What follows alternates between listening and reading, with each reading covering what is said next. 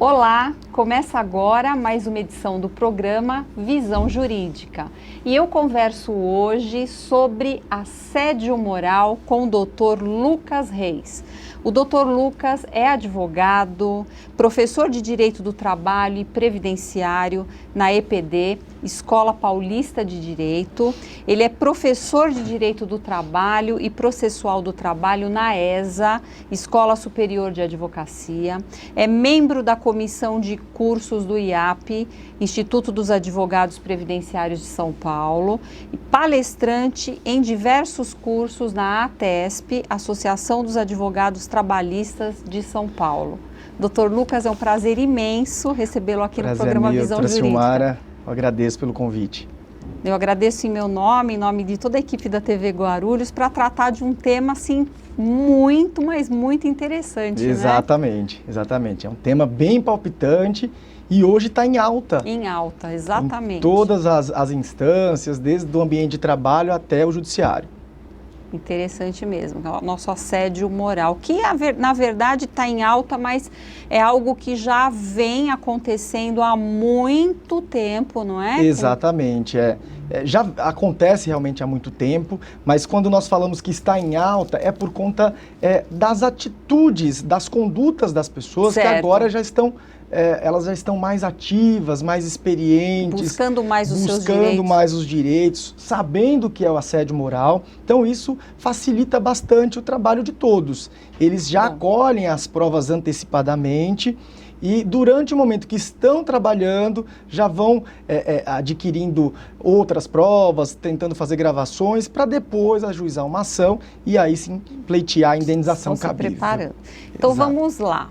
O que é o assédio moral? Vamos deixar bem claro para o nosso telespectador. Sim, o assédio moral nada mais é do que uma conduta por parte de uma outra pessoa, pode ser um chefe, pode ser um supervisor, ou até pessoas do mesmo nível hierárquico, que seja uma conduta frequente, né? É interessante deixar essa palavra frequente em destaque, porque se não for algo frequente, não é assédio moral.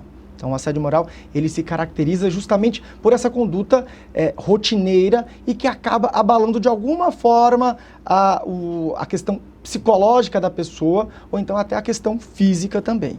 Certo. E é um tipo de ameaça? Caracteriza...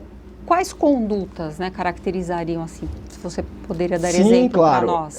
Na realidade, pode ser uma ameaça, certo, mas não pode ser uma ameaça pontual. Aconteceu hoje e parou. Certo. Geralmente é até uma chacota, uma brincadeira que vai se prolongando ao longo dos tempos.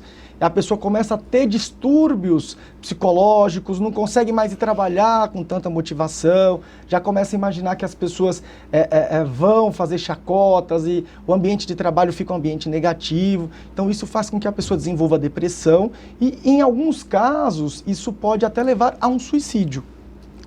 Um caso mais grave. Nós tivemos grandes empresas aqui na região do ABC Paulista, que eles criavam uma espécie de uma sala de vidro com relação às pessoas que vinham de um afastamento previdenciário. Então, ela vinha com algum tipo de afastamento, ou fosse um afastamento por um acidente de trabalho, ou um auxílio-doença, algo nesse sentido. A pessoa ficava nessa sala e era motivo de chacota por todas as demais pessoas, os demais funcionários da empresa. E isso levou com que muitos praticassem o suicídio e ele deixou um abalo moral inestimável para a pessoa. Isso é grave, foi para o judiciário. Muitíssimo. E o judiciário tomou a providência cabível. Muito sério mesmo. Sim, muito sério. E doutor, quais são os tipos de assédio moral? O que caracteriza, na verdade, né? Assim, o que diferencia? Existem várias condutas que caracterizam o assédio moral? O primeiro assédio moral que nós temos é o assédio moral do chefe para o subordinado, né? Nós chamamos esse de descendente ou vertical. Então ele vem de cima para baixo e é o próprio chefe, que é o mais costumeiro, ele começa a ameaçar a pessoa, começa a praticar alguma conduta que vai denigrindo ali, que vai destruindo aos poucos o lado psicológico do funcionário e vai acontecendo isso, vai se prolongando até que essa pessoa começa a desenvolver algum problema psicológico. Esse é o mais comum. Nós temos também o outro que chamamos de assédio moral ascendente, O ascendente é quando o alvo é o superior. Então, é de baixo para cima, do funcionário, do subordinado para o chefe. Esse não é tão rotineiro, mas existe. Né? Então, é algo que também está em alta. Nós já tivemos alguns casos no judiciário e o próprio funcionário ou o conjunto de funcionários que começam a ter esse tipo de atitude, essa conduta frequente com relação ao superior. E o superior começa também a desenvolver problemas psicológicos, às vezes até se afasta pelo INSS. Eu acho que é o típico caso daquele funcionário que sabe muito, né? Exatamente. Ele ameaça o superior e o superior acaba deixando o cargo, a função, por conta desse tipo de situação. E o outro que nós também conhecemos é a questão do assédio moral horizontal, quando é do mesmo nível hierárquico. É uma chacota com os funcionários do mesmo nível que começa a ser frequente também e começa a causar uma certa intolerância e isso prejudica o lado psicológico do funcionário. Então, esse é o mais conhecido e temos também a questão do assédio moral coletivo ou institucional, é quando já vem uma determinação do próprio RH da empresa para que pratique aquele assédio. Isso é mais visto com relação às empresas de vendas, né? Então, o próprio RH já determina alguma conduta para que os superiores mantenham aquela conduta em alta e aquilo acaba afrontando e acaba ofendendo a pessoa, né? Uma pressão um conjunto de pessoas e acaba tendo depressão e se afasta e alguns se matam e é uma situação bem complicada. Começa a ter problema até na família, né? Seria para tentar provocar um pedido de demissão? Às vezes isso acontece muito, né? Na verdade, quando acontece esse assédio institucional, geralmente é uma cobrança muito rigorosa e eles precisam respeitar aquela cobrança, mas nem todos conseguem respeitar, porque geralmente é uma cobrança muito fora do normal. Por exemplo, cobrar metas inatingíveis. É uma ordem da própria instituição, é um assédio moral institucional e muitas das pessoas, muitos dos funcionários não conseguem atingir essa meta. E aí desenvolve uma série de problemas e vai até para a família desse funcionário. Nossa, então é muito pior do que eu pensava. É muito pior, e tem uma vastidão muito grande. Uma vastidão imensa. Exatamente. A conduta humana, né, quando é reprovável, o ser humano tem uma criatividade. É verdade. E assim, são pequenos detalhes que às vezes pode causar em mim um tipo de situação que não causaria em outra pessoa. Então isso é muito subjetivo. Então o que interessa mesmo é a questão da frequência. Ainda que seja uma ofensa mínima, mas se foi frequente, começou a mexer com a pessoa, aí já tem que tomar alguma providência. As empresas precisam tomar providências para que isso não aconteça. Correto. E seria semelhante a algo chamado bullying, só que no ambiente de trabalho? Exato. Na verdade, nós temos alguns nomes, algumas definições para o assédio moral, né? O bullying, o assédio moral são a mesma coisa, né? Na realidade, não há diferença. Há quem diferencie, geralmente, no ambiente administrativo. Tem algumas instituições, algumas faculdades até que ensinam, faculdades de recursos humanos, que começam a mostrar uma certa diferença entre bullying, assédio moral, mobbing. Eles criam uma situação diferenciada para cada um. Mas para o judiciário, que é o que comanda, né? O judiciário é quem dá a voz final, a palavra final, desculpe, é a mesma coisa. Então, bullying, mobbing e assédio moral caracterizam a mesma coisa. É uma ofensa frequente a uma outra pessoa. Certo. E, assim, teoricamente, só para esclarecer o nosso telespectador, já que o doutor mencionou, qual a diferença de bullying e mobbing? Bullying e mobbing também a mesma coisa. A única diferença é que o mobbing é utilizado nos Estados Unidos, o bullying é o nome utilizado na Inglaterra e o assédio moral aqui no Brasil.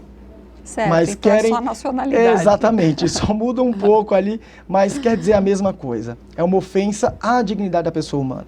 Certo. Então, bullying, mobbing, assédio moral... Mesma coisa. Mesma coisa. Mesma coisa. Inclusive, nós temos decisões dos tribunais nesse sentido e que eles acabam falando e até utilizando, para não repetir a mesma palavra, ora utilizam bullying, ora mobbing, ora o assédio moral. Aqui nós ouvimos muito falar em bullying, né, no ambiente escolar, né, entre os alunos, mas também nas instituições, entre os trabalhadores... Exato, é um assédio moral. É um tipo de assédio também, só que só mudaria aí a competência. Certo. Acontecendo uma situação dessas numa escola, por exemplo, já não é competência da Justiça do Trabalho, certo. aí vai para a competência da Justiça Estadual Civil, né, que aí pleiteia-se uma reparação por conta desse dano aí que foi sofrido, desse assédio que foi sofrido. Mas quando é no ambiente de trabalho, certo. é a Justiça do Trabalho. Certo. E na opinião do doutor, o que as empresas, as instituições deveriam fazer? Como elas deveriam proceder para evitar isso? Sim, muitas empresas já têm utilizado algumas alternativas para tentar evitar esse tipo de situação dentro da empresa.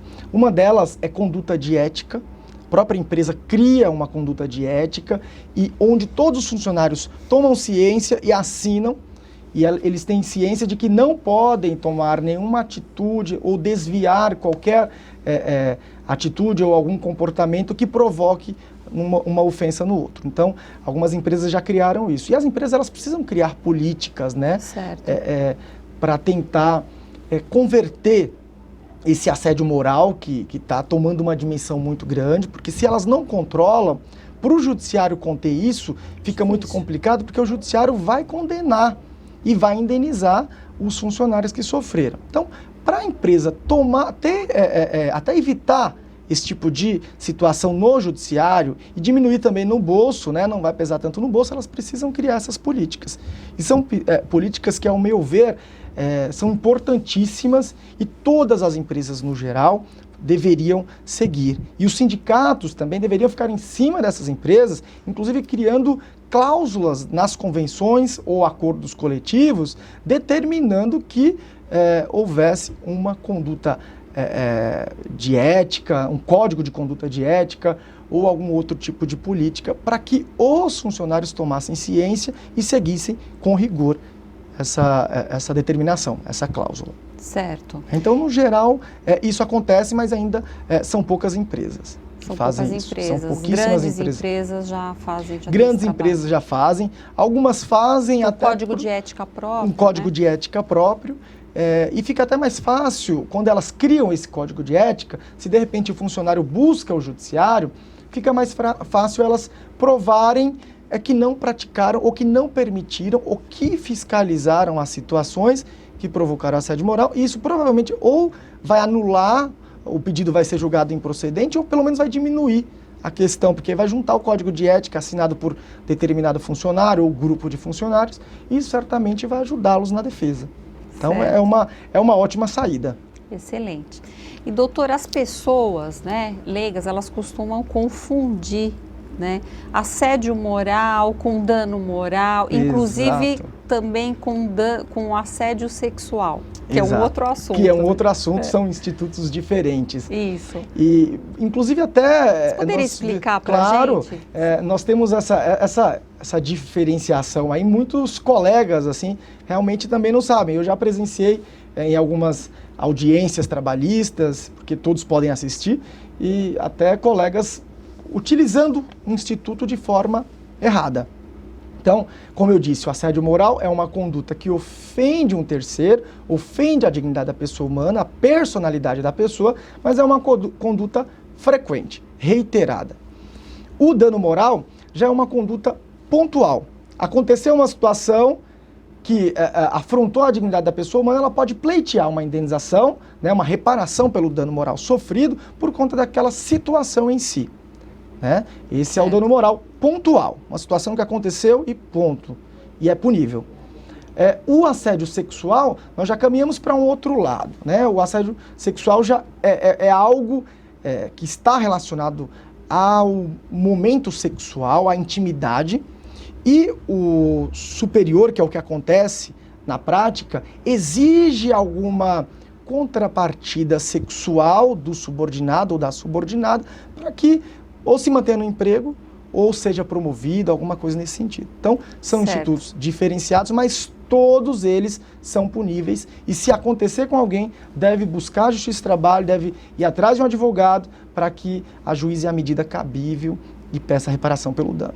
E muitas vezes o trabalhador, ele não sabe, né? Muitas vezes não, dificilmente, né? Ele sabe como proceder. Não sabe, né? Não sabe realmente. Como proceder. O que o doutor diria para as pessoas que sofrem ou já sofreram esse tipo de assédio moral ou mesmo assédio sexual, Sim. né? Como proceder? Como é que o trabalhador deve se comportar? Como que ele deve agir? Com essas situações. Porque tem medo, inclusive, de perder o emprego, de perder né? emprego. Nesses tempos de crise. Difícil. Mas não pode ter medo, né? Não pode ter medo porque é uma conduta que, se for mantida ao longo dos anos, isso vai prejudicar centenas de pessoas e de repente o dano vai ser irreparável, porque muita gente vai vai ter gente que vai ter já se suicidado e o judiciário não tomou conhecimento desse tipo de situação. Então precisa realmente ir atrás, procurar no primeiro momento um advogado especialista da área, que é quem vai saber a diferenciação dos institutos, sabe a medida correta a ser tomada, e vai ajuizar uma reclamatória trabalhista, vai pedir a indenização compatível, vai explicar essas diferenciações, vai inclusive trazer a situação que foi vivenciada pelo funcionário para o caso ali, para que o juiz veja em abstrato, né, o caso concreto, aplicando-se as leis, tanto o Código Civil quanto a lei, a CLT. Então, o advogado ele vai providenciar tudo isso e em audiência ele vai produzir a prova, vai trazer testemunhas que provavelmente viram esse tipo de coisa, vai corroborar essas provas com as já existentes e aí o juiz vai apreciar e vai sentenciar dando a indenização cabível. Certo, uma dúvida. A prova geralmente é a prova testemunhal? Ou tem outros tipos de provas? Existem outros tipos de provas, sim. No geral, para a Justiça do Trabalho, a prova oral, que é a prova testemunhal, ela tem um peso muito grande. Em outras esferas do judiciário não é tanto dessa forma, porque o que preza-se na Justiça do Trabalho é a busca da verdade real e a primazia da realidade. Ou seja, a realidade ela deve se sobressair à formalidade. Então, isso que acontece no primeiro momento. Então, além da prova testemunhal, nós temos outras provas. Por exemplo, gravação, filmagens, algum tipo de bilhete que foi escrito pelo superior.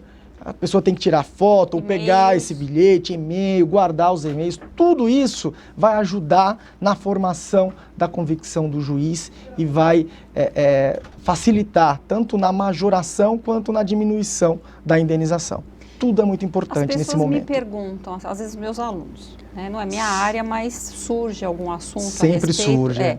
Eles perguntam, professora, mas a gravação pode? Eu posso gravar o meu chefe, o meu superior me ameaçando? Sim, me uma matéria bem controvertida, né? Mas em se tratando de Justiça do Trabalho, nós não temos tanta dificuldade assim. Para o processo penal, inclusive está discriminado no Código de Processo Penal, esse tipo de conduta, é uma gravação ilícita, né? Processualmente é ilícito.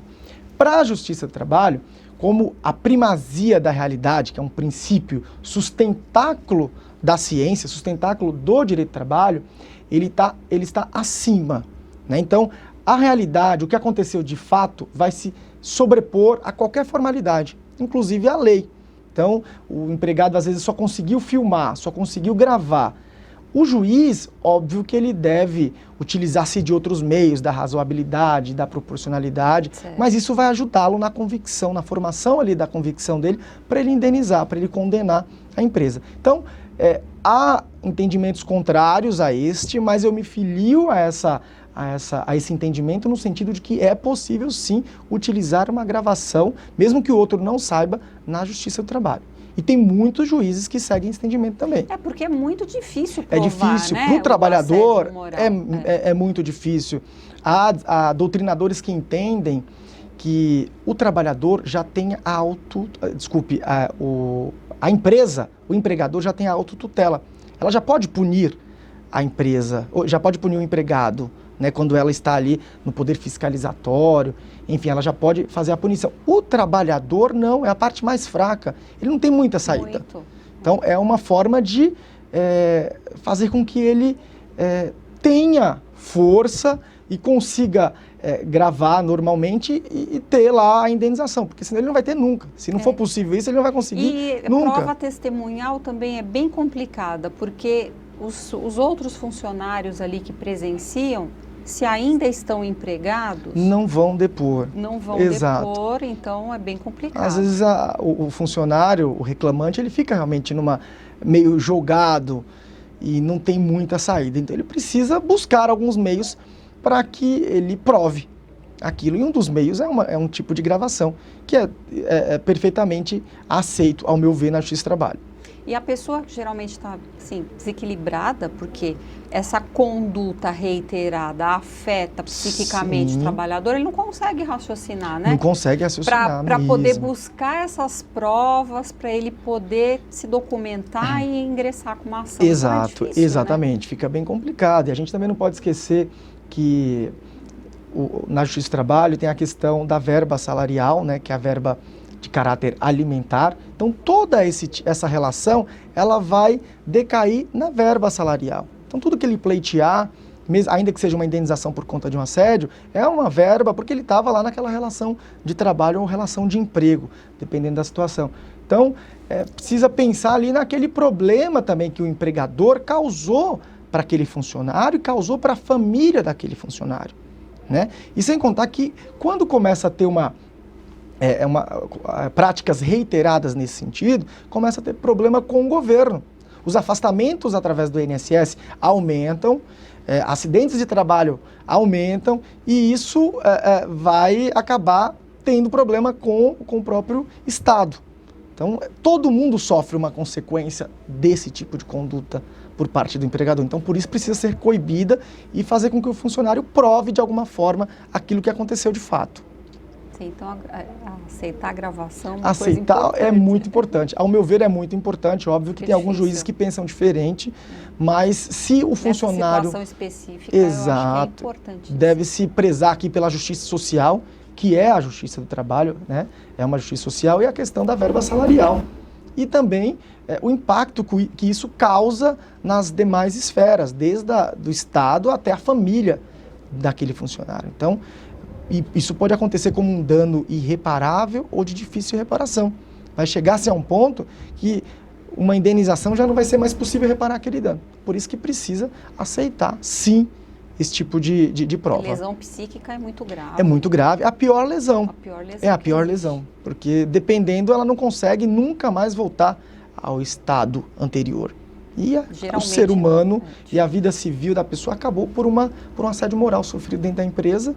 E se ele não teve a oportunidade de demonstrar isso cabalmente, ele vai ficar com essa... Existe um trauma durante a relação de trabalho. Se ele vai buscar o judiciário para tentar sanar isso e não consegue, não tem sucesso, o trauma é muito maior. É muito maior. Se o judiciário fechar as portas, que é o órgão que precisa realmente avaliar a situação no caso concreto, se fecha as portas, aí o funcionário vai ter problemas bem maiores mesmo e o Estado depois não vai controlar. Doutor, olha, sua participação assim foi excelente. Muito obrigado, muito esclarecedora. Eu gostaria que o doutor desse uma palavra final aí para o nosso telespectador e deixasse o contato, seu escritório, claro. Então, porque esse é um problema que afeta muitas pessoas. Exato, exatamente. Então, o que eu deixo aí como orientação até é nunca deixar esse tipo de situação tomar uma dimensão muito grande, sempre buscar os direitos, sempre ir atrás do advogado ou ir atrás de algum outro órgão, Ministério do Trabalho e Emprego, Ministério Público do Trabalho, para que tomem as devidas, sigam os devidos procedimentos e para que evite que isso se repita nessas empresas. Então, o ideal é sempre buscar resolver e tentar executar o direito que lhe é cabível. E eu deixo assim também meu contato, o telefone do escritório, que é o 3422-7267. Qualquer informação é só ligar lá, nós teremos o maior prazer em atendê-los. Tá? Muito obrigada. Olha, desde já eu agradeço imensamente em meu nome, em nome de toda a equipe da TV Guarulhos. Muito obrigado, fico muito feliz. Muito obrigada por ter vindo aqui esclarecer. E já fica um convite para uma próxima oportunidade. Com certeza. Para tratarmos de um outro assunto, sim, um outro tema interessante. Com certeza. Muito obrigado. Teremos uma próxima vez, sim. E a você que participou do programa Visão Jurídica, te aguardo na próxima semana. Visão Jurídica, atualidade, conhecimento e informação aqui na TV Guarulhos.